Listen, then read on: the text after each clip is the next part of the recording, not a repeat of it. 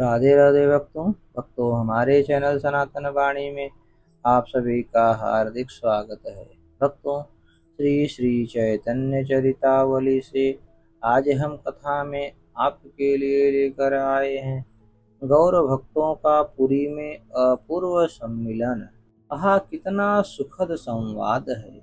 हृदय को प्रफुल्लित कर देने वाला यह कैसा मनोहारी वृत्तांत है। अपने प्रिय के सम्मिलन सुख को सुनकर ऐसा कौन हृदयहीन जड़ बुद्धि पुरुष होगा जिसका मन कमल खिल न उठता हो। नीतिकारों ने ठीक ही कहा है, अमृतम प्रिय दर्शनम। इस संसार में अपने प्यारे से भेंट होना ही सर्वोत्तम अमृत है। जो इस अमृत का निरंतर पान करते रहते हैं, ऐसे भक्तों के चरणों में हमारा बारंबार प्रणाम है। महाप्रभु के पुरी पधारने का समाचार सुनते ही गौर भक्तों के आनंद की सीमा नहीं रही। बहुत से भक्त तो प्रभु के साथ संकीर्तन सुख का आनंद अनुभव कर चुके थे। बहुत से ऐसे भी थे जिन्होंने अभी तक महाप्रभु के प्रत्यक्ष दर्शन ही नहीं किए थे। उन्होंने प्रभु के बिना दर्शन किए ही उन्हें आत्मसमर्पण कर दिया था। आज उनके आनंद का कहना ही क्या है। सभी भक्त प्रभु के दर्शन की खुशी में अपने आपे को भूले हुए हैं। सभी ने पुरी में चलकर प्रभु के दर्शनों का निश्चय किया। सभी भक्तों के अग्रगण्य आचार्य अद्वैत ही थे। उनकी सम्मति हुई कि हम लोगों को पुरी के लिए शीघ्र ही प्रस्थान कर देना चाहिए, जिससे आषाढ़ में होने वाली भगवान की रथ यात्रा में भी सम्मिलित हो सके और बरसात के 4 महीने प्रभु के समीप ही बितावें।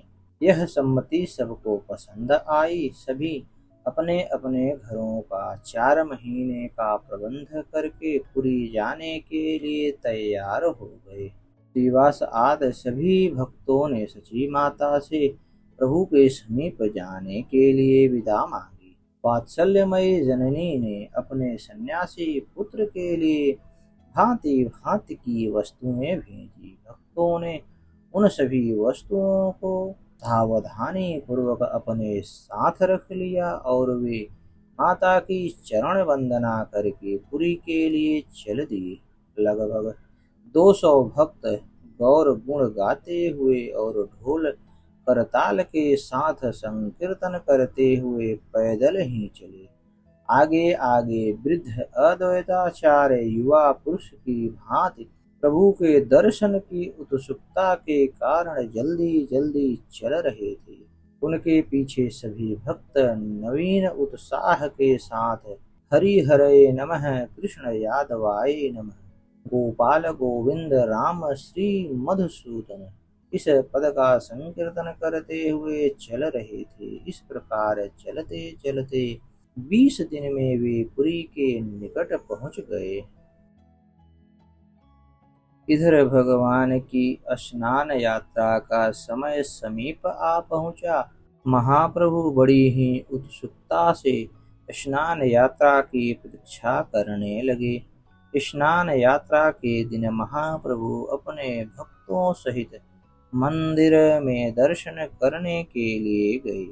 उस दिन के उनके आनंद का वर्णन कौन कर सकता है। महाप्रभु प्रेम में बेसुध होकर उन्मत्त पुरुष की भांति मंदिर में ही कीर्तन करने लगे। लोगों की अपार भीड़ महाप्रभु के चारों ओर एकत्रित हो गई। जैसे तैसे भक्त उन्हें स्थान पर लाए। स्नान यात्रा के अनंतर 15 दिन तक भगवान अंतःपुर में रहते हैं, इसलिए 15 दिनों तक मंदिर के कपाट एकदम बंद रहते हैं। किसी को भी भगवान के दर्शन नहीं हो सकते। महाप्रभु के लिए यह बात असह्य थी। वे भगवान के दर्शन के लोभ से ही तो पुरी में निवास करते हैं। जब भगवान के दर्शन ही न होंगे तो वे फिर पुरी में किसके आश्रय से ठहर सकते हैं।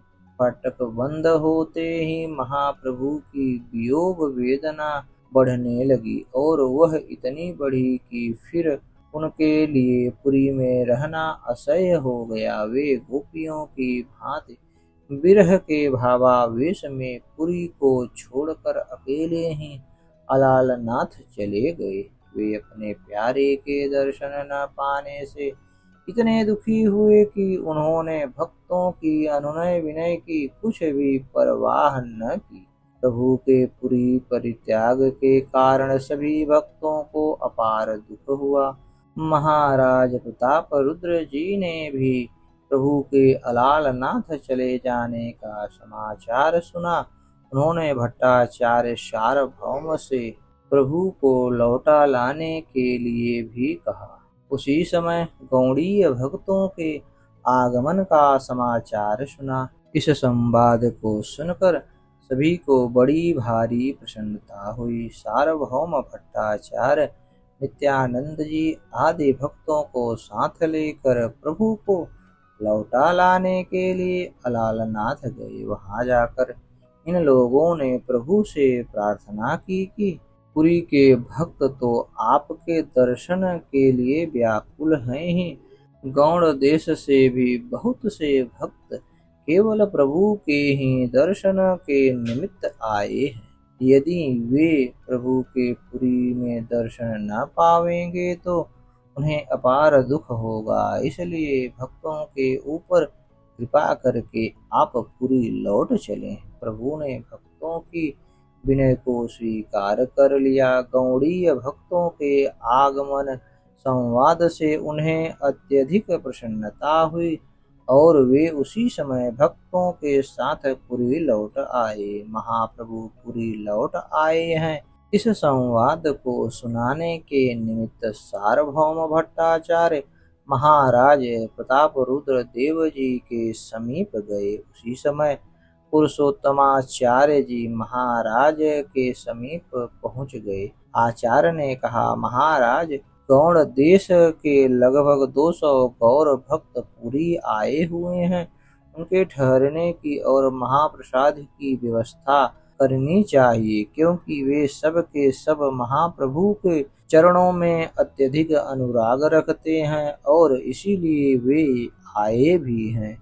महाराज ने प्रसन्नता प्रकट करते हुए कहा, इसमें मुझसे पूछने की क्या बात है। आप स्वयं ही सबका प्रबंध कर दें। मंदिर के प्रबंधक को मेरे पास बुलाइए, मैं उनसे सबके महाप्रसाद की व्यवस्था करने के लिए कह दूंगा। जितने भी भक्त हों उन सब के प्रसाद का प्रबंध जब तक वे रहें मंदिर की ही ओर से होगा। आप काशी मिश्र जी से कह दें, वे ही सब भक्तों के ठहरने की व्यवस्था कर दें। इतना कहकर महाराज ने उसी समय सेवकों द्वारा सभी व्यवस्था करा दी। महाराज ने भट्टाचार्य से कहा, भट्टाचार्य महाशय, मैं महाप्रभु के सभी भक्तों के दर्शन करना चाहता हूँ। आप उन सब का मुझे परिचय करा दीजिए। भट्टाचार्य ने कहा, महाराज, मैं स्वयं सब भक्तों से परिचित नहीं हूँ। नवद्वीप में मेरा बहुत ही कम रहना हुआ है। हाँ, ये आचार्य गोपीनाथ जी प्रायः सभी भक्तों से परिचित हैं। ये आपको सभी भक्तों का भली भांति परिचय करा देंगे। आप एक काम कीजिए, अट्टालिका पर चलिए, वहीं से सबके दर्शन भी हो जाएंगे और आचार्य सबको बताते भी आएंगे। भट्टाचार्य सार्वभौम की यह सम्मति महाराज को बहुत पसंद आई। वे उसी समय अट्टालिका पर चढ़कर कृष्ण प्रेम में विभोर होकर संकीर्तन और नृत्य करते करते आती हुई गौर भक्त मंडली को देखने लगे। सभी भक्त प्रेम में पागल बने हुए थे। सभी के कंधों पर उनके ओढ़ने बिछाने के वस्त्र थे। किसी के गले में ढोल लटक रहा है तो किसी के हाथ में करताले ही हैं। कोई झांझों को ही बजा रहा है तो कोई ऊपर हाथ उठा उठा कर नृत्य ही कर रहा है। इस प्रकार भक्तों की पृथक पृथक 14 मंडलियां बनी।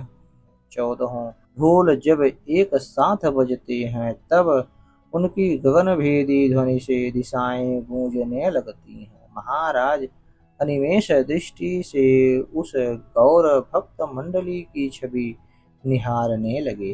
गौड़ीय भक्तों के आगमन का संवाद सुनकर महाप्रभु ने स्वरूप दामोदर और गोविंद को चंदन माला लेकर भक्तों के स्वागत के निमित्त पहले से ही भेज दिया था। उन लोगों ने जाकर भक्ताग्रणी श्री अद्वैताचार्य का सबसे पहले स्वागत किया।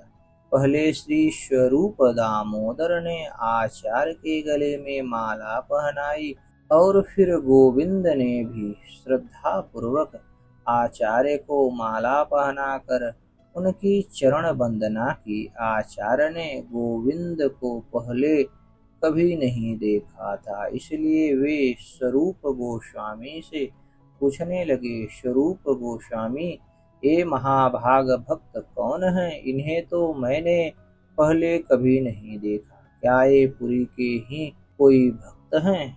स्वरूप गोस्वामी ने कहा, नहीं, ये पुरी के नहीं हैं, श्री ईश्वरपुरी महाराज के सेवक हैं। जब वे सिद्धि प्राप्त करने लगे तो उन्होंने इन्हें प्रभु की सेवा में रहने की आज्ञा दी थी। उनकी आज्ञा शिरोधार्य करके ये प्रभु के समीप आ गए और सदा उनकी सेवा में ही लगे रहते हैं।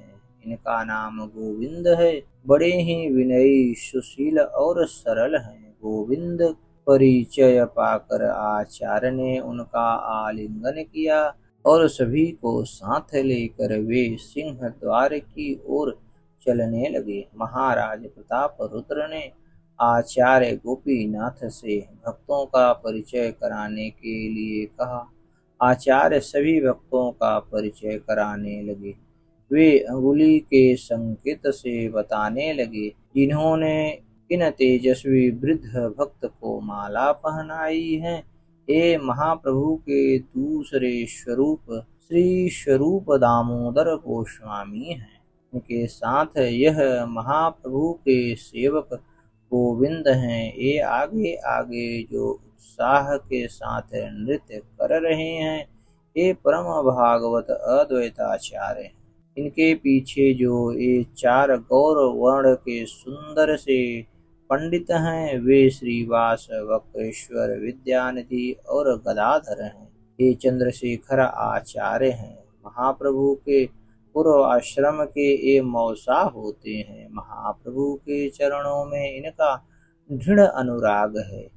ये शिवानंद, वासुदेव दत्त, राघव नंदन, श्रीमान और श्रीकांत पंडित हैं। इस प्रकार एक एक करके आचार्य सभी भक्तों का परिचय कराने लगे। भक्तों का परिचय पाकर महाराज को बड़ी प्रसन्नता हुई। उसी समय उन्होंने देखा, गौड़ीय भक्त श्री मंदिर की ओर न जाकर प्रभु के वायस्थान की ओर जा रहे हैं और भवानंद के पुत्र वाणीनाथ बहुत सा प्रसाद लिए हुए जल्दी जल्दी भक्तों से पहले प्रभु के पास पहुँचने का प्रयत्न कर रहे हैं। यह देखकर महाराज ने पूछा, आचार्य महाशय, इन लोगों का प्रभु के प्रति कितना अधिक स्नेह है। बिना प्रभु को साथ लिए ये लोग अकेले भगवान के दर्शन के लिए भी नहीं जाते हैं। हाँ, ये वाणीनाथ इतना प्रसाद क्यों लिए जा रहे हैं? आचार्य ने कहा, महाप्रभु प्रसाद द्वारा स्वयं इन सबका स्वागत करेंगे। महाराज ने कहा, तीर्थ में आकर सबसे प्रथम क्षौर उपवास का विधान है, क्या उसे ये लोग न करेंगे? आचार्य ने कहा, करेंगे क्यों नहीं, किंतु प्रभु के प्रेम के कारण उनका सबसे पहले क्षौर ही हो, तब प्रसाद पावे, ऐसा आग्रह नहीं है। महाप्रभु के हाथों के प्रसाद से ये लोग अपना उपवास भंग नहीं समझते। महाराज ने कहा, आप ठीक कहते हैं। प्रेम में नेम नहीं होता। इतना कहकर महाराज अट्टालिका से नीचे उतर आए और मंदिर के प्रबंधन से बहुत सा प्रसाद जल्दी से प्रभु के पास और पहुंचाने के लिए कहा। उन लोगों ने तो पहले से ही सब प्रबंध कर रखा था। महाराज की आज्ञा पाते ही उन्होंने और भी प्रसाद पहुंचा दिया। भक्तों, हमारी यह कथा आपको कैसी लगी? कृपया कमेंट कर हमें अपना सुझाव दें और हमारे चैनल को ज़्यादा से ज़्यादा सब्सक्राइब करें। धन्यवाद भक्तों।